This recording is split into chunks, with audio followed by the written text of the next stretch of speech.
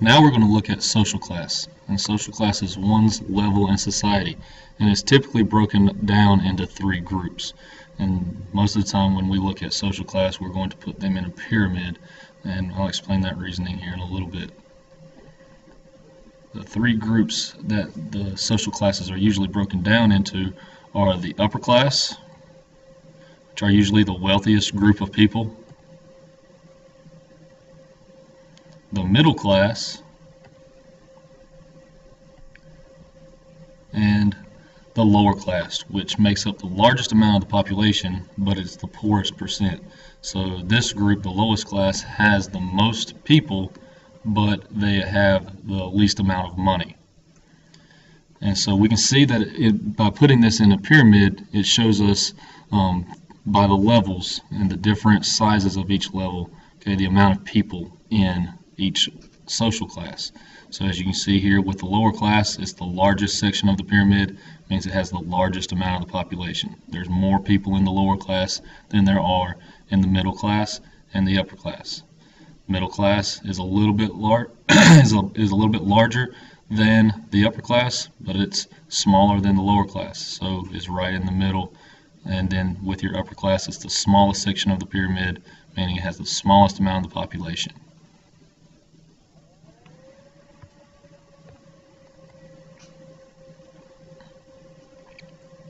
How did social classes develop? Social groups develop due to specialization of labor. Remember, that is one of your characteristics of civilizations. Through specialization of labor, different jobs were considered to be more important than others. Obviously, the more important jobs, okay, the people that do the more important jobs are going to be higher in the social class. Social class was based off of people's occupation, wealth, and their influence in society. So, for example, priests had a lot of influence in society. They were thought to be able to talk to the gods and communicate with the gods. Therefore, they had a lot of influence over the people. And so, therefore, they would be in one of the higher social classes. And through this causes a social hierarchy to form. And a social hierarchy is any system of persons or things that are ranked one above another. So we have this with social class, and we have this in jobs today. In the military, you see how some people are ranked one above the other. So take Mallard Creek High School, for example. Principal Gary, he's at the top, followed by the assistant principals, and so on and so forth. In early civilizations, the social hierarchy of a civilization looked similar to this next social hierarchy, or social class pyramid. At the top, you usually had your rulers, priests, and nobles. In the middle class, you had the merchants and artisans. All an artisan is a craftsperson. All a merchant is like a business person or a business owner. And then at the bottom, the people that made up the lower class were usually farmers and unskilled workers. And these made up, again, the majority of the civilization's population.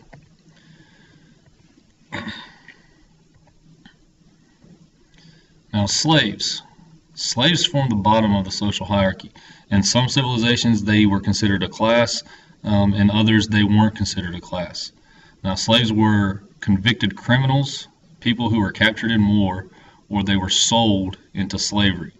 Okay, so as you can see, you're probably accustomed to seeing and talking about and hearing about the Atlantic slave trade, okay, where Europeans brought African slaves over to the Americas to work on the plantations. During ancient civilization, slavery was not anything based off of race. Okay, if you were convicted of a crime, you could be made a slave. If your civilization was conquered and the people that conquered you captured you and took you with them back to their civilization, you would probably be a slave. Or you could be sold into slavery. So, for example, if you owed somebody a debt and you never repaid it, they could sell you into slavery to repay that debt. So again, slavery was not based on race. And so some examples of social class. India, the caste system. During the Vedic period in Indian society was divided into 4 varnas, or social classes. Over time, those 4 varnas divided into hundreds of smaller divisions called castes. The caste that you were in determined who you could marry, what jobs you would have, and what privileges you had in society. At the top of the Indian caste system, we have the Brahmins, who were made up by priests and teachers. Next, we have the Kshatriyas, who were warriors and rulers. Next, we have the Vaisyas, who are common people like traders, farmers, herders. And then at the bottom, we have the Sudras, which were servants.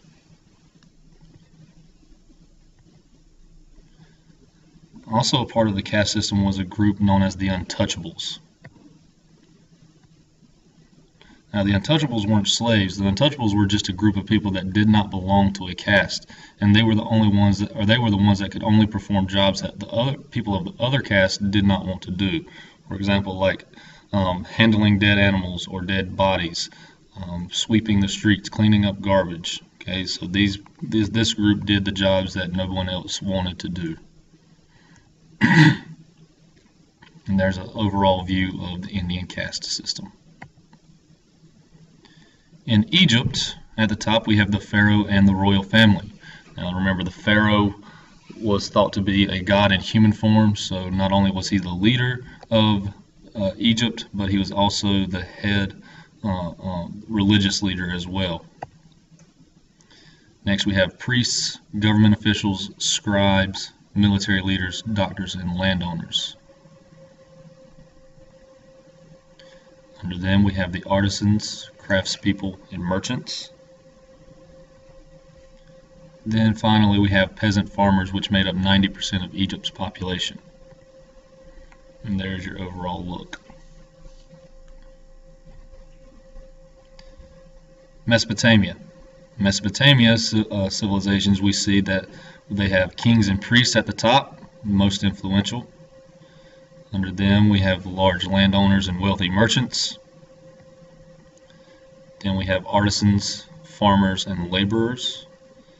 And a part of the Mesopotamian class system, we have slaves, which were typically prisoners of war.